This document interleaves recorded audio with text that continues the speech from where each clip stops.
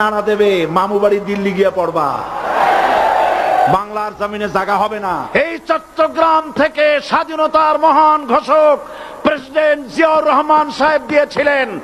এই চট্টগ্রাম থেকেই ইসলামী রাষ্ট্রের ঘোষণা হবে।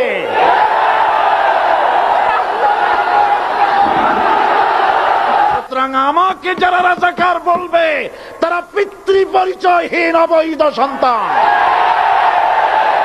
1971 সনের শোনো মুসলমানেরা, বিড়ালের মতো 500 বছর বেঁচে থাকার কোনো লাভ নাই, সিংহের মতো 1 ঘন্টা বাঁচতে চাই।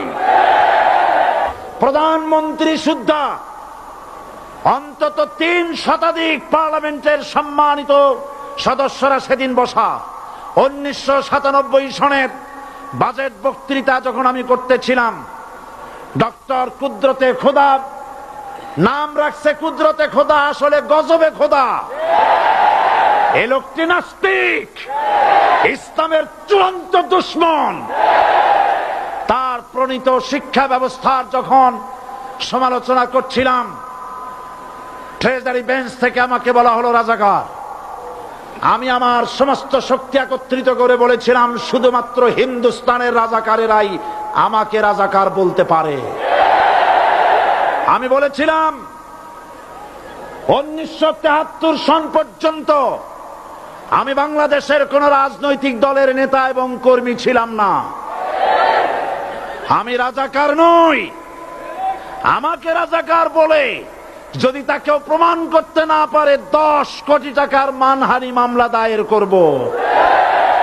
আমার এই বক্তব্য সারা দুনিয়া শুনেছে, পার্লামেন্টে আমার এই বক্তব্য রেকর্ড হয়ে আছে। সেদিন 3 শতাধিক পার্লামেন্ট মেম্বারের কেউ আমার চ্যালেঞ্জ গ্রহণ করেন নাই। যে কোনো ব্যক্তি পার্লামেন্টে গিয়ে আমার বক্তৃতা দেখে আসতে পারেন। এরপরে 1997 সনের 7ই অক্টোবর দৈনিক জনকণ্ঠ পত্রিকা যখন আমার বিরুদ্ধে লিখলো, সেই পত্রিকায় সাইদির ওপেন চ্যালেঞ্জ 8ম পাতা, 1997 7ই অক্টোবর, এত বড় 2 কলমে হেডিং। সেখানে আমি বলেছি, বাংলাদেশের সকল সাংবাদিক, গোয়েন্দা বিভাগ, বাংলাদেশের সকল বুদ্ধিজীবীকে আমি আমার পিরোজপুরে আমন্ত্রণ করছি। আমার উপস্থিতিতে যদি কেউ প্রমাণ করতে পারে বাংলাদেশের স্বাধীনতা যুদ্ধের বিরুদ্ধে আমার কোন ভূমিকা ছিল, সজ্ঞানে স্বেচ্ছায় জাতীয় সংসদের সদস্য পদ থেকে পদত্যাগ করব। 3 বছর পার হয়ে গেছে, আজ পর্যন্ত কেউ এই চ্যালেঞ্জের মোকাবেলা করে নাই। সুতরাং আমাকে যারা রাজাকার বলবে তারা পিতৃ পরিচয়হীন অবৈধ সন্তান। 1971 সনের শোনো মুসলমানেরা, 1971 সনের কোন কাদা সাইদির গায়ে লাগে নাই। আমাকে রাজাকার বলে জনগণ থেকে বিচ্ছিন্ন করবা, জনগণ থেকে আমারে বিচ্ছিন্ন করা যাবে না। কারণ এই জনগণ আমার জন্য আসে না, এই জনগণ আসে আল্লাহর কোরআনের জন্য।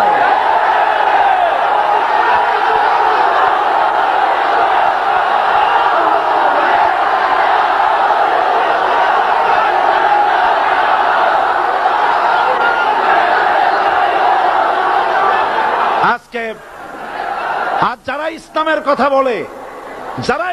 কথা বলে, তারাই রাজাকার, তারাই মৌলবাদী।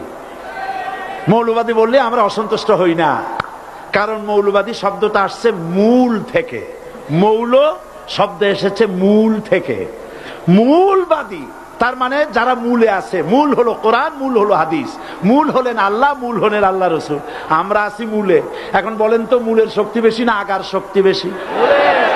আমাদের যারা মৌলবাদী বলে ওরা হলো আগাবাদী। মূলে আছে কত কোটি? 12 কোটি। মূলে আছে কত কোটি? আর আমাদের যারা মৌলবাদী বলে ওই থাকো গাছের আগায়, আমরা মূলে।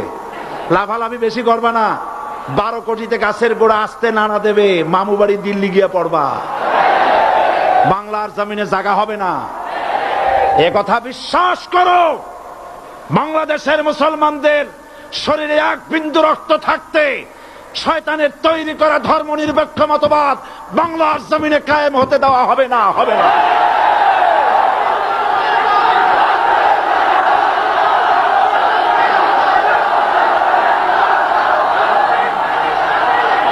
রাসূল করিম সাল্লাল্লাহু আলাইহি ওয়াসাল্লাম কোরআন প্রতিষ্ঠার জন্য আন্দোলন করেছিলেন। আয়াতুল কুরসি আমাদের সে কথাই শিখেছে।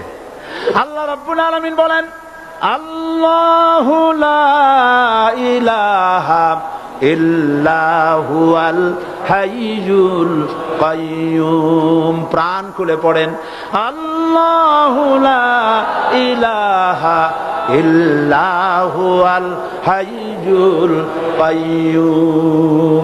আল্লাহ হচ্ছেন তিনি, যিনি ছাড়া কোনো ইলাহ নাই, আইনদাতা নাই, বিধানদাতা নাই।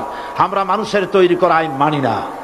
12 কোটি মুসলমানের দেশে আইন তৈরি করবে মানুষ, আমরা মানব না। নির্বাচন ঐক্যবদ্ধভাবে হবে এবং কোরআন হবে, আল কোরআনের পার্লামেন্ট হবে বাংলাদেশে।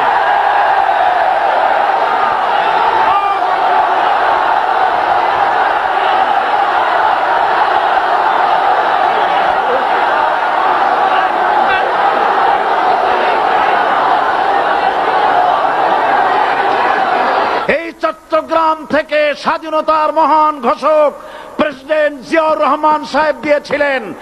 এই চট্টগ্রাম থেকেই ইসলামী রাষ্ট্রের ঘোষণা হবে।